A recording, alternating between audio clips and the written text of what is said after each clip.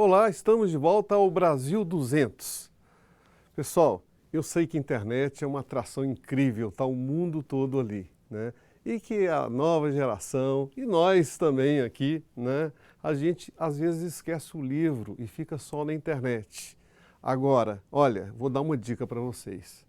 Tem um livro, aliás, vários, que eu redescobri o prazer da leitura, ainda mais de história. São histórias maravilhosas. Eu estou falando de uma pessoa que eu morro de inveja, que é o meu colega, o jornalista e escritor Laurentino Gomes. Olá, Laurentino, como é que vai? Tudo bem? Tudo bem, é chamada inveja boa, né? A gente tem que se espelhar assim nos melhores, né? Para a gente ver É se a isso gente mesmo. chega lá. Que bom, mas eu fico feliz em ser referência nessa vida. Eu acho que eu aprendi muito com os meus editores, com os meus colegas jornalistas, né? E fico feliz quando alguém fala, gosto do seu trabalho. Então, olha, 1808, 1822, 1889, eu me lembro, né? Eu me lembro quando eu era doido para fazer 10 anos, para fazer assim, ó, tenho 10 anos. E agora, 5, né? Então, eu sou daquela época que eu fiz ensino fundamental, né, nos anos 70, que a gente, né, odiava ler, a gente achava a aula uma chatice, né?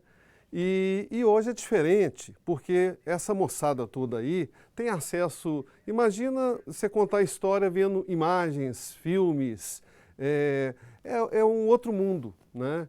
A gente chama aí da gamificação, né? A animação gráfica, né? E a forma como se conta a história, o exemplo são os seus livros, né? Por exemplo, o 1808, né? A vinda do Dom João. São histórias maravilhosas. Quando eu vi o tamanho daquele livro, a gente até desanima. A gente começa a ler e não para, vira até a noite. Né? São os seus livros, realmente um elogio sincero, né? A gente lê com prazer, porque conta a história, detalhes, como é que era o dia a dia, né? Com detalhes, né, das pessoas, da vida, né? O outro lado da história, digamos assim, e ao mesmo tempo contando a história como ela é, né? E agora você está vindo aí com uma novidade, que é a escravidão, que sempre é um tema importantíssimo, ainda mais no nosso país, né? Que essa mistura, infelizmente, né? Muita gente diz que não, mas o racismo, infelizmente, existe, né? E a história é uma história que tem que ser realmente recontada, porque não foi contada do jeito que aconteceu, não é isso? Estudar história é fundamental, porque nós estamos vivendo uma experiência inédita no Brasil, que são quase 40 anos de democracia. É a primeira vez que todos os brasileiros são chamados a participar da construção do futuro. Quem não estuda história não consegue entender o Brasil de hoje e, portanto, também não está preparado para construir o futuro. Então, é fundamental olhar para trás qual foi a nossa jornada percorrida até aqui, quais foram as dificuldades, o que a gente conseguiu resolver, o que ainda falta resolver. Mas eu diria também que ninguém precisa sofrer para estudar história. Então, o meu objetivo como jornalista é justamente usar uma linguagem acessível, uma linguagem fácil de entender, para uma criança, para um adolescente, para uma pessoa jovem, e sem banalizar e desqualificar o conteúdo, né? Mas a reação das pessoas tem sido muito boa até agora. Ô Laurentino, o que você falou de contar a história de uma forma fácil. O que você traz de novo aí nos seus livros, com destaque esse último, né? Que é importantíssimo. Onde que você foi? Como é que você levanta esse material todo, né? E o que você traz de novo? E qual que é o segredo, assim, para conquistar tantos leitores? Bem, eu sou jornalista, né? Eu tenho 45 anos de profissão e o jornalista precisa fazer um esforço genuíno pela linguagem de chegar a um público cada vez maior. E existem técnicas que a comunicação desenvolveu para que isso fosse possível. Então, primeiro, eu leio muito e depois eu vou fazer reportagem. Mas assim, Não adianta tentar fazer reportagem, ir para a rua, observar os locais em que as coisas aconteceram, se a primeira parte não foi bem sucedida. Então, assim, o primeiro passo é pesquisar, é ler, é ir às fontes de informação, o que, que os historiadores, os estudiosos já construíram sobre isso, né, na chamada bibliografia. A partir daí, eu vou para a rua. Então, por exemplo, eu estou lançando agora uma trilogia, né? São 3 volumes sobre a história da escravidão no Brasil. Para o primeiro volume, eu percorri 12 países. Fui a 8 países da África, visitei os locais onde os escravos eram embarcados, nos navios negreiros. Depois percorri também o Brasil, observando as minas de ouro, os engenhos de açúcar no Nordeste, o local onde morreu o Zumbi dos Palmares, lá em Alagoas. E aí eu converto tudo isso numa história que mistura explicações mais profundas, né, de por que o Brasil foi o maior território escravista do hemisfério ocidental durante 350 anos, mas também com coisas pitorescas. Como é que era a vida no Brasil no século XVIII?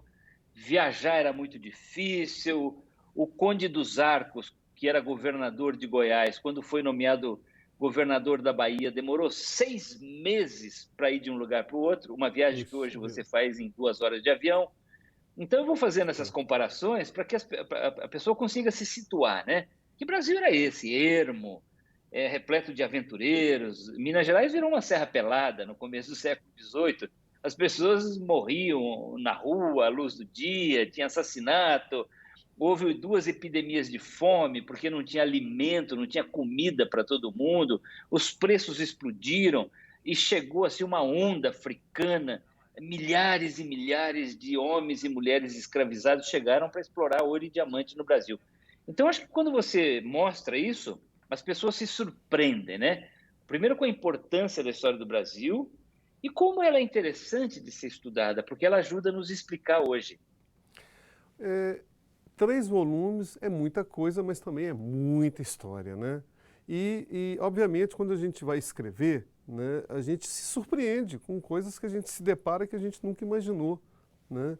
O que, que isso mais, né, nessa nova obra, nessa trilogia, né, que o senhor escreveu, o que, que mais te surpreendeu? Que vale a pena chegar aqui? Vale a pena contar tudo, né? Mas o que, que É, mais surpreendeu? Conta para esse pessoal aí o que, que mais surpreendeu, né? E é importante dizer uma coisa que o senhor falou aí, é importante repetir, que só escreve bem, só fala bem quem lê muito, né? sim, isso é fundamental. Assim, ninguém consegue se tornar escritor, um bom escritor, sem antes ter sido um bom leitor. E foi assim que eu comecei, né? Eu nasci no interior do Paraná, meu pai era agricultor, meu pai e minha mãe estudaram muito pouco, mas os dois gostavam de ler, curiosamente. Então eu aprendi o gosto pela leitura logo cedo, quando eu era criança, adolescente.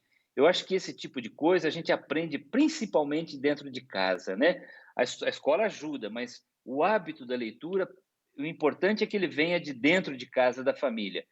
E aí eu descobri o prazer de ler, aprender coisas nos livros e depois também o prazer de escrever livros e contar o que eu aprendi para outras pessoas. Agora, no caso da escravidão, realmente esse é um assunto muito vasto, muito complexo. Eu diria que é o assunto mais importante da história do Brasil, porque a contribuição africana na formação do Brasil de hoje é enorme, né? Mas eu cheguei à conclusão que eu não conseguiria resolver esse assunto num único volume, eu precisava de uma trilogia. E algumas coisas me surpreenderam muito. Primeiro, os números, né? O Brasil sozinho importou da África, traficou quase 5 milhões de homens e mulheres escravizados. Foi o maior território escravista do hemisfério ocidental até o final do século XIX. Foi também o país que mais tempo demorou para acabar com o tráfico negreiro, com a escravidão. Muita gente morreu na travessia do Oceano Atlântico. No total, foram 1.800.000 pessoas que morreram vindo da África para o Brasil. Isso dá 14 cadáveres em média por dia lançados ao mar durante 350 anos. A outra coisa que me surpreendeu foi a banalidade da escravidão, né? A escravidão se tornou uma coisa corriqueira. Só no século XVIII entraram 2 milhões de africanos escravizados no Brasil. E assim, as pessoas eram compradas e vendidas em leilões públicos como se fossem mercadorias. Eu encontrei em Belo Horizonte, por exemplo, uma balança de pesar escravos. Isso mostra que realmente as pessoas eram tratadas como mercadoria, né? Antes de um leilão, eles pesavam homens, mulheres e crianças, e depois examinavam se estavam saudáveis, com boa saúde, e botavam um preço e essas pessoas eram arrematadas em leilões públicos. Isso realmente me surpreendeu. Agora, tem coisas importantes, por exemplo, o papel das mulheres, o quanto a escravidão foi importante em Minas Gerais na corrida do ouro e diamante. Os portugueses sabiam produzir açúcar, mas não sabiam garimpar ouro e diamante. Essa tecnologia veio da África, era muito bem conhecida ali na chamada Costa da Mina, que aliás tem esse nome porque era um lugar de mineração de ouro desde o século XV. Então, assim, essas coisas me surpreenderam, porque a gente tende a achar que a construção do Brasil foi apenas europeia, branca e portuguesa. Mas quando você olha o detalhe, a contribuição africana foi muito importante, embora nós não reconheçamos isso devidamente hoje nos livros didáticos e no currículo escolar. A gente aqui na Roquete Pinto, a gente também faz a gestão da TV UFOP, da Universidade Federal de Ouro Preto, e a gente tem muita presença lá, sempre estamos lá, né? E eu tenho uma amizade, meu grande amigo Edson Toledo, um abraço, né? E o pai dele, durante de mais 50 anos, ele foi não sei, desculpa, me fugiu o nome aqui, que trabalha com coisas antigas, é o... É um arqueólogo? Não, ele comprava Paleontólogo? equipamentos antigos, Ah, né? sim, um E ele colecionador, um é, antiquário, né? é um antiquarista, desculpa, me Tá fugiu o bom. nome. Aham. Mas durante décadas ele andava Minas Gerais inteira, naquelas fazendas, né? E ele é descendente, né, de negro, e como todos, quase todos os brasileiros, né? É, é, por exemplo, tenho um bisavô também, né, que foi escravo, né? E meu avô é italiano, loiro de olho azul, essa mistura brasileira que quase todos nós somos, né? É o caso dele. E ele ficou tocado com as coisas que ele viu. Exemplo, né? Ali em Ouro Preto tinha um equipamento para castrar os adolescentes para eles não crescerem, para não ter que cavar muitas minas. E ele começou a fazer coleção desses equipamentos. E o sonho dele, que ele faleceu já aos 90 anos, o filho dele vai abrir um museu com essas peças. Então ele me contou o seguinte, que eles sumiram, eles escondiam, enterravam esses equipamentos mais violentos, né, e assustadores, e que com os anos que se passaram, eles foram desenterrando e foram mostrando esses equipamentos. Eu estou te contando isso porque você destacou aí em Minas Gerais, né? Quais histórias que você tem são violências que a gente nem imagina, por mais que o mundo hoje seja muito violento, que a gente nem imagina. Por que que precisava de tanta violência assim? É porque o Precisava principal não, porque, né, mecanismo se praticava. assim, porque o principal mecanismo de escravização e de controle sobre os escravos sempre foi a violência, o chicote, né? Em qualquer parte do mundo. Quer dizer, que ninguém se escraviza por vontade própria. A escravização é a captura, a compra e a venda e a exploração do trabalho do outro. E geralmente isso era feito sob um clima de opressão, de violência. Então, as pessoas, nos engenhos de açúcar do Nordeste, por exemplo, era muito comum o feitor de escravos andar com um chicote na mão e aí chicoteava a esmo qualquer pessoa que, porventura, não estivesse trabalhando na devida rapidez, tivesse parado por qualquer motivo. Nas minas de ouro e diamante de Minas Gerais também. Existem até iconografias, né, quadros históricos que mostram isso. Lá na antiga Arraial do Tijuco, que é a cidade diamantina hoje, então tem ali uma fileira de homens escravizados negros garimpando diamante e na frente uma turma de feitores com chicote na mão. E aí a violência, ela era não só baseada no chicote, mas, por exemplo, quando alguém fugia, na primeira captura, era marcada com um F em ferro quente sobre o peito ou sobre o ombro. Na segunda fuga, poderia ter a orelha cortada. A Câmara Municipal de Mariana, que é vizinha de Ouro Preto, chegou a propor que se cortasse o tendão de Aquiles para o escravo fugitivo reincidente. Era uma violência tão grande que o próprio rei de Portugal falou, não, aí também é demais, e não topou. Mas, assim, a violência era muito grande em relação aos escravos. No segundo volume de Escravidão, eu conto a história da chegada de um navio em Lisboa, em meados do século XVIII, levando uma partida de barras de ouro de Minas Gerais, e lá no porão, lá no fundão, 3 escravos que iam ser julgados pela Inquisição. Eles eram acusados de feitiçaria. E uma delas, a Luísa, também vindo de Mariana, ela foi torturada de forma tão atroz, de forma tão cruel, durante vários dias. Arrancaram uma órbita do olho dela, perfuraram a pele com uma torquês com ferro em brasa. É uma coisa horrorosa. Foi tão violenta a sessão de torturas dessa mulher para que ela confessasse o crime de feitiçaria, que os inquisidores de Portugal, que a Inquisição era famosa por mandar pessoas para a fogueira, né? E torturar pessoas. Eles próprios ficaram chocados e acabaram absolvendo essa escrava. Então, assim, a violência era um traço muito comum. E um mito que se criou no Brasil é de que a escravidão brasileira teria sido mais boazinha, mais patriarcal, mais benévola, né, em relação aos outros territórios. As histórias que eu aprendi fazendo essa pesquisa é que a escravidão no Brasil foi tão violenta quanto em qualquer outro lugar. Agora, o Laurentino, o Império Brasileiro, quando foi criada a República, né, houve um patrocínio, né, para desmoralizar o Império. Acusa-se muito Dom Pedro II, né, de ter libertado a filha dele, a princesa Isabel, da família real, ter adiado muito a libertação dos escravos, né? Nos Estados Unidos, acabou que aconteceu na Guerra Civil, aquela violentíssima também, né? Destruiu o país, que renasceu das cinzas, mas o Brasil ele foi praticando políticas, vamos dizer assim, passo a passo.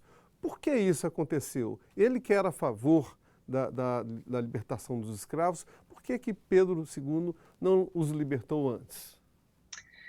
É muito importante observar que a escravidão era, digamos, uma necessidade para a elite brasileira, né? O Brasil é um país enorme. Para cultivar lavouras de cana-de-açúcar, de pecuária, arroz, algodão, tabaco, não tinha gente o suficiente. Os índios tinham sido dizimados por doenças, ocupação de territórios, guerras. Portugal sempre foi um reino relativamente pequeno, aliás, 31 vezes inferior ao Brasil em termos territoriais, né? O Brasil é 31 vezes maior que Portugal. Como é que você ia cultivar essas lavouras, esses grandes ciclos econômicos? Os portugueses decidiram importar da África 5 milhões de seres humanos. Isso dá 5 vezes o total da população de Portugal na época da chegada de Pedro Álvares Cabral à Bahia. 5 vezes. Então, assim, o Brasil foi construído por escravos africanos, primeiro indígenas e depois africanos. Todos os nossos ciclos econômicos, lá do pau-brasil, açúcar, o algodão, o tabaco, a pecuária, o ouro, o diamante, depois o café no século XIX, dependeram de mão de obra escrava africana. E os fazendeiros relutaram, resistiram até onde puderam, até onde conseguiram, a todas as tentativas de acabar com a escravidão e com o tráfico negreiro no Brasil. Por exemplo, em troca do reconhecimento da independência do Brasil, o Império Brasileiro assinou um tratado com a Inglaterra em 1826 e 27, no qual ele se comprometia a acabar com a escravidão. E, de fato, o parlamento aprovou uma lei em 1831, acabando com o tráfico negreiro. Só que nunca entrou tanta gente escravizada no Brasil num curto período como nessas 2 décadas, entre 1831 e 1850, que é o ano da Lei Eusébio de Queiroz, que de fato acabou com o tráfico negreiro. Depois, sob pressão da Inglaterra, o Brasil foi forçado a tomar algumas decisões importantes, como a Lei do Ventre Livre, em 1871. Desculpa, Laurentino, é porque eu só lembrei aqui, fazer uma pausa, aí que veio a expressão lei para inglês ver, né? E isso, Que não exatamente, pegava. essa expressão lei para inglês ver, se refere a essa lei de 1831, que o parlamento aprovou, para satisfazer os interesses da Inglaterra abolicionista. Mas os fazendeiros, os mineradores de ouro e diamante, os senhores de engenho, absolutamente não cumpriram essa lei. Então, entrou muita gente, centenas de milhares de pessoas escravizadas depois dessa lei, é o tráfico ilegal. Aí o Brasil resistiu até o final do século. Agora, tinha um pacto, né? A aristocracia rural escravista apoiava o Império Brasileiro e dele tinha a garantia tácita de que nada mudaria. Então, não houve reforma agrária no Brasil, não houve prioridade para a educação, o Brasil resistiu a acabar com o tráfico negreiro e com a própria escravidão.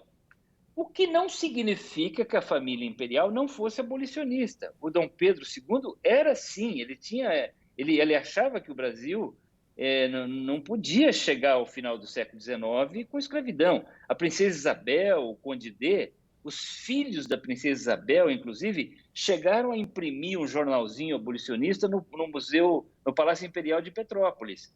Agora, o Império Brasileiro dependia do apoio dos barões do café, dos produtores de açúcar, dos charqueadores do Rio Grande do Sul. Então, assim, eu diria assim, as condições políticas e sociais impediram que o desejo de Dom Pedro II e da princesa Isabel se realizassem mais cedo. Mas o fato é que, sim, havia um pacto entre os barões do café, os fazendeiros e o trono brasileiro. Quando esse pacto se rompeu com a Lei Áurea de 1888, o edifício desabou. A monarquia brasileira implodiu. No ano seguinte chegou a República, porque os fazendeiros se sentiram traídos pelo trono brasileiro e aderiram à causa republicana. Então, assim, a monarquia fez a abolição em maio de 1888, pouco mais de um ano mais tarde, foi mandada para o exílio porque a República chegou, né? Então, existe uma história, não conheço ela direito, gostaria de te perguntar, que é muito interessante, que quando houve a abolição da escravatura, ainda, né, o Império sobreviveu aí 2 anos, né? E tinha um projeto que começou a ser implantado, que era para dar tipo uma Bolsa Família, né, para os escravos. Aí a República, né, assumiu e para ser contra, né, não fazer nada que tivesse sucesso, aboliu isso. Aí que veio as primeiras favelas, comunidades aqui no Rio, né, que foi ali o Morro da Providência, né, e uma outra. As primeiras surgiram a partir dessa falta de apoio que a República não deu aos escravos libertados.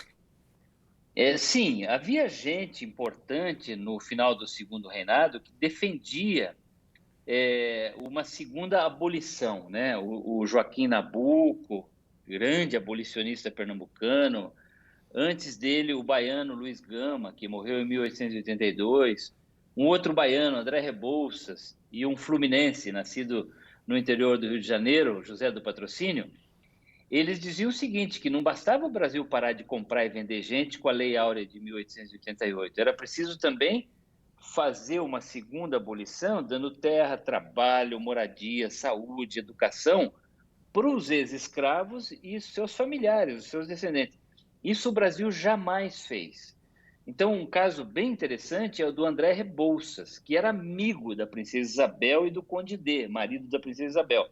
Ele era amigo, ele era muito próximo da corte imperial. E ele defendia o que ele chamava de uma democracia rural, que era acabar com o latifúndio, dividir o latifúndio para distribuir essas terras para os escravos libertos ou para os seus descendentes. Essa reforma agrária nunca aconteceu. Então, assim, a República, eu diria que ela perpetuou essa situação, né?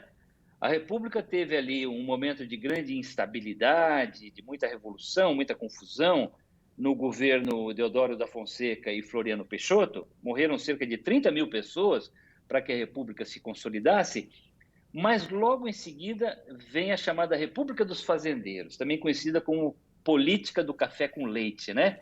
É uma Minas e aliança São entre Paulo. a elite agrária de São Paulo e de Minas Gerais, no governo Campos Salles, Prudente de Moraes Campos Salles, que vai até 1930. Essa política do café com leite, a política dos fazendeiros, ela só acaba com a Revolução de 30, liderada por Getúlio Vargas, um gaúcho. Então, o que aconteceu? Essa elite agrária escravista, que durante 67 anos apoiou o trono, o Império Brasileiro, e se sentiu traída em 1888, aderiu à causa republicana e, depois do governo Campos Salles, continua a mandar no Brasil até 1930.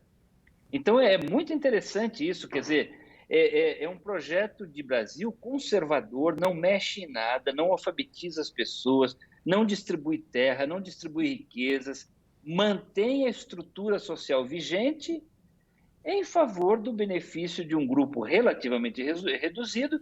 E eu diria que a desigualdade social brasileira hoje, a pobreza brasileira, em que a imensa maioria dos brasileiros não tem oportunidades e mora em favelas, nos morros do Rio de Janeiro, abandonados pelo Estado, dominados pelo crime organizado, sem qualquer assistência, sem saúde, sem educação, sem segurança pública, sem nada.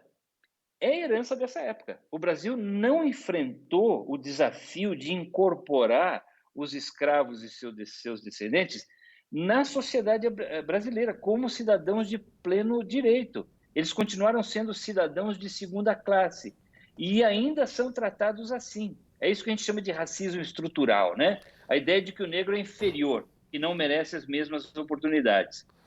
Sem dúvida, né? É claro que é isso mesmo, mas tem um diferencial no Brasil aí, em relação à América Latina, os Estados Unidos, que no Brasil, estava até contando a história aqui do meu bisavô, imigrante, meu avô italiano, junto com uma brasileira, né? Essa mistura, que a maioria dos brasileiros são descendentes. Mas essa mistura que aconteceu aqui no Brasil não aconteceu nos outros países. Isso fez alguma diferença? Isso começou a acontecer a partir de quando? No Brasil colônia ou depois? Sim, desde o começo. A chamada miscigenação racial é realmente um fenômeno bem diferenciado no Brasil. Praticamente não aconteceu no Caribe e muito menos no sul dos Estados Unidos. Houve pouco cruzamento, né, mistura de pessoas brancas e pessoas negras. Isso aconteceu no Brasil, sim. O Brasil, a sociedade colonial brasileira, era uma sociedade masculina. A imensa maioria dos portugueses que estavam aqui eram homens e também dos africanos, porque o tráfico negreiro preferia os africanos, que eram mais adequados para o trabalho braçal, né, nas engenhos de açúcar e na mineração, assim por diante. Havia, digamos, poucas mulheres brancas, houve muito concubinato, muita relação, muita formação de famílias informais entre os portugueses e as suas escravas, as mulheres africanas, às vezes até de forma violenta, né, pelo assédio, pelo estupro, mas houve. Então, isso é uma característica do Brasil. Agora, o que não significa que a escravidão no Brasil tenha sido melhor, mais boazinha, ou que, então, que a escravidão teria sido patriarcal, né, benévola, como aparece, por exemplo, no livro Casagrande e Senzala, do Gilberto Freire. A escravidão no Brasil foi violenta E se houve alforria, se houve oportunidades de conquistar a liberdade, foi porque os escravos tiveram que comprar, geralmente, tiveram que lutar por esse direito. Isso também não significa que o Brasil tenha se tornado uma grande democracia racial, né? Que nós tenhamos nos misturado rapidamente e hoje nós fôssemos tolerantes, amigos de um brasileiro de outro, independente da cor da pele. O dia a dia mostra que não. Existe muita manifestação de racismo no Brasil, muito preconceito racial e, principalmente, as estatísticas mostram que o Brasil, descendente de africanos, é maltratado, ele não tem oportunidades, ele é mais pobre. A imensa maioria da população carcerária brasileira é negra. Um homem negro tem 3 vezes mais chances de ser vítima de homicídio do que um homem branco. Não tem nenhum homem negro no Supremo Tribunal Federal, depois de Joaquim Barbosa, nenhum governador, são pouquíssimos senadores e deputados, poucos professores comparados à média da população, só 8% dos livros publicados no Brasil são de homens negros e escritores negros, né, homens e mulheres. Então, assim, isso desmente a democracia racial brasileira. Porque nós não estamos falando aqui apenas de cordialidade, de relacionamento de uma pessoa com a outra, mas sim de dar oportunidade para que essa pessoa se realize plenamente como ser humano, né? No seu potencial e nas suas vocações. Isso o Brasil não faz. Tem uma fantasia aí, né, de que a escravidão seria menos pior aqui no Brasil. Mas bem, olha só, Laurentino, a conversa é tão boa que já se passou meia hora.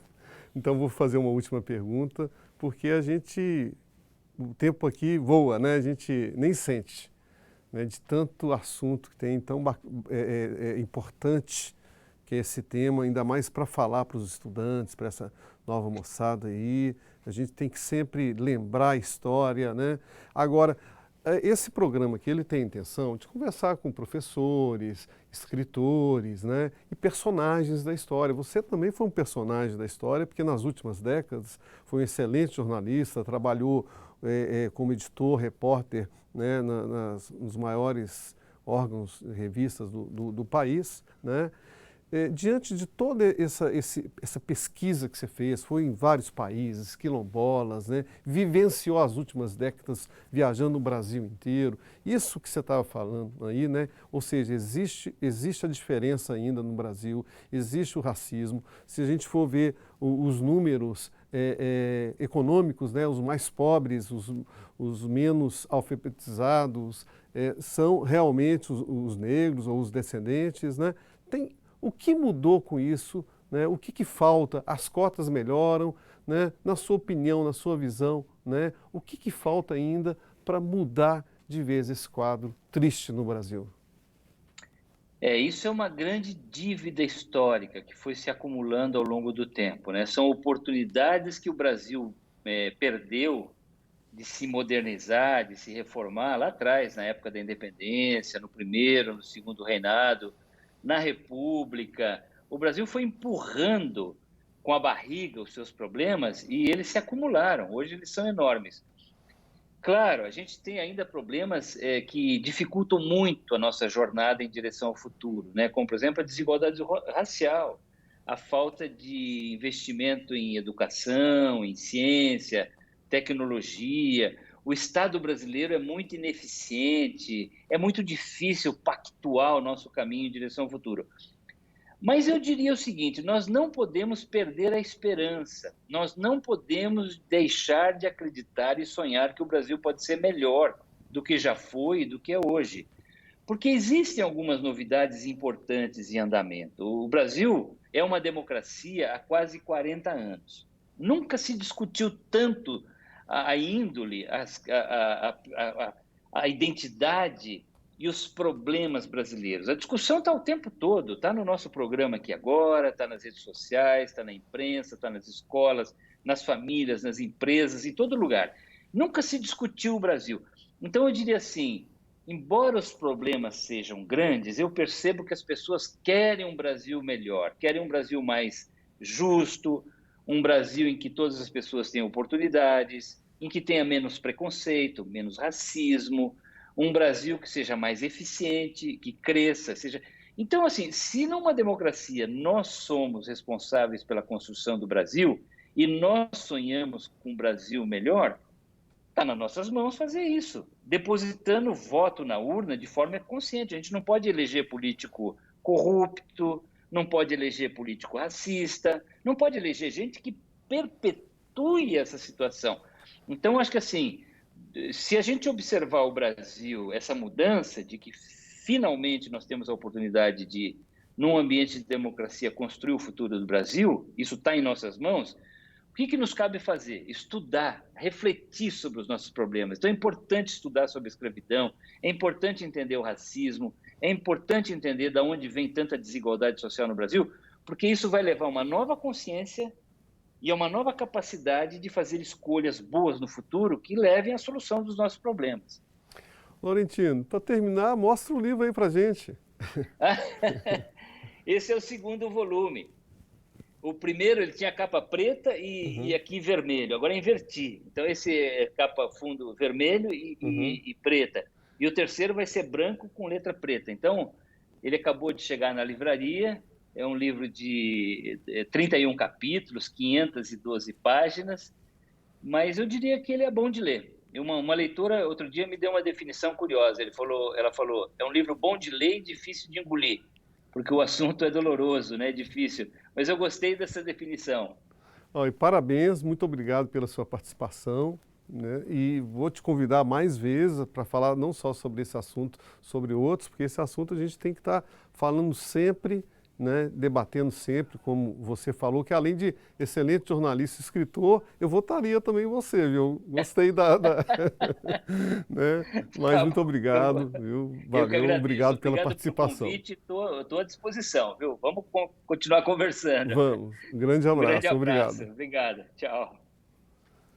E hoje terminou mais um programa aí com o nosso querido escritor Laurentino Gomes, né? Compre o livro, né? Vale a pena, é uma leitura super leve, gostosa, interessante, profunda.